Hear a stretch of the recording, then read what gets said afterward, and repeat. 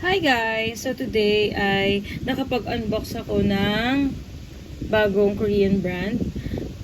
Parang Kayla siya. Kayla PH. Pero yung brand niya is Korean. Check nyo sa black app, sa orange app, and sa blue app. So na-open ko na tong Colorgram. Ayan. Tintin Dory Lip Jam. So yan. Ang shade na kinuha ko is 08 Plum Jam. So, open lang natin. Ayan. Wala siyang applicator, guys. I-open mo lang siyang ganyan and then just dip lang siguro yung hand mo. I mean yung finger mo. Tapos, ayan. Sasara mo lang. So, very aesthetic yung kanyang ano. Wala siyang ibang nakalagay kundi Colorgram. So, iswatch natin siya sa aking hand. Ayan. Para siyang lip balm. Ayan. Pero hindi siya nag-iiwan ng stain. Siguro kung meron man konti lang. And, pagdating sa amoy, meron siyang konting fruity scent. Ayan. So, ito yung plum jam. So, ito naman yung isa pang type ng kanilang glass tint. Ito naman ay Colorgram Fruity Glass Tint. Ito, 3.5 eh. 3.5 gram. Tapos, ito ay made in Korea. Ayan, made in Korea. Distributed lang siya dito sa Philippines. Ayan. Yung shade naman na kinuha ko is The Dewy Grapefruit. Ayan. So, lahat nga siya Korean yung nakasulat. Made in Korea. Ayan. Ang bilis ng shipping nito. In-order ko sa Black App yesterday night. Tapos dumating ngayon. One day lang. So, ayan. Ang cute. Wow! Ang cute ng color ng kanyang... Wow! Ay, ang cute! Hala, parang laruan lang. Ang ganda.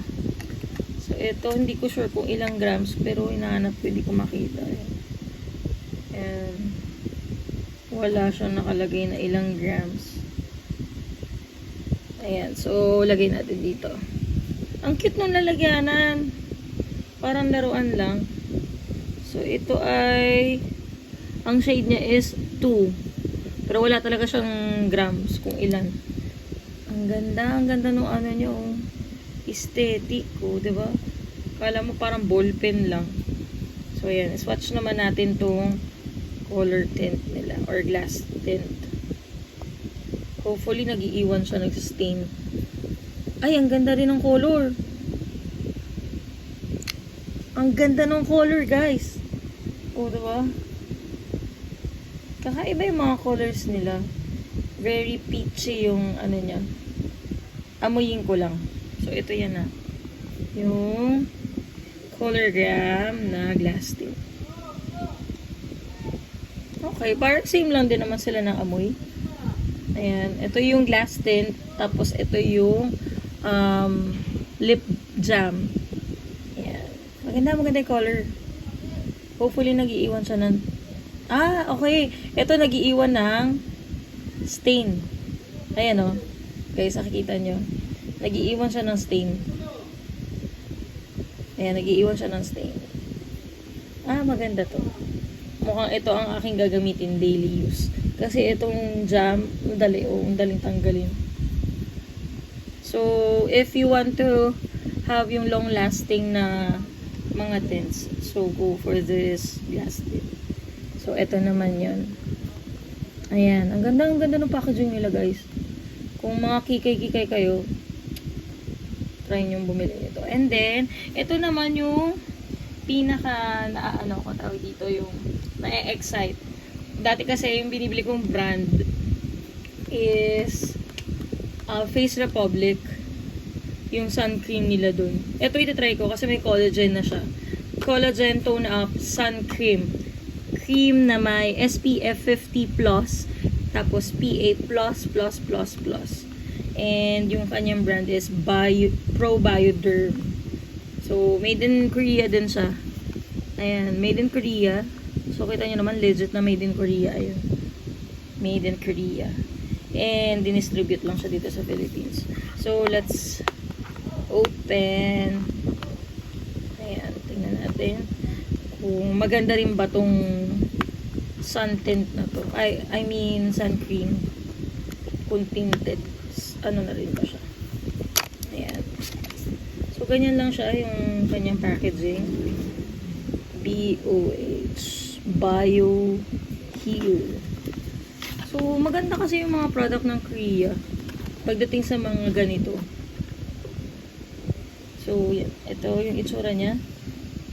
Purple yung kanyang ano. Tapos, meron siyang ganito. Pag i-open niya. Galing. Very secured yung product. So, ito na. Ay! Ang ganda! Ang ganda ng tip niya. Ayan o, ang ganda ng tip. Parang ball pen. Sige, try natin dito. Oops! Napadamihan ko konti ng... Ay, napadamihan ako. Napadamihan ko yung lagay. Tingnan natin sa aking skin tone. Sana okay.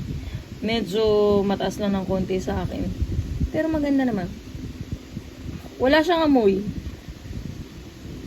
So, i-blend nyo lang hanggang sa mag-blend siya sa skin nyo. Yan. So, maganda yung color combination. Ang dali niyang i-blend. And, hindi siya sticky. Ayan, hindi siya sticky. Ala yan, para nag-ano na siya. Oh. Sino ng skin tone ko? Ang galing. So, bagay yung dalawa. Ang ganda ng color combination. So, if you want to try these new products, visit nyo lang yung kanilang page. And, ilalagay ko na lang yung link siguro sa baba. Sa comment section or sa description. So, that is it. That's it, guys.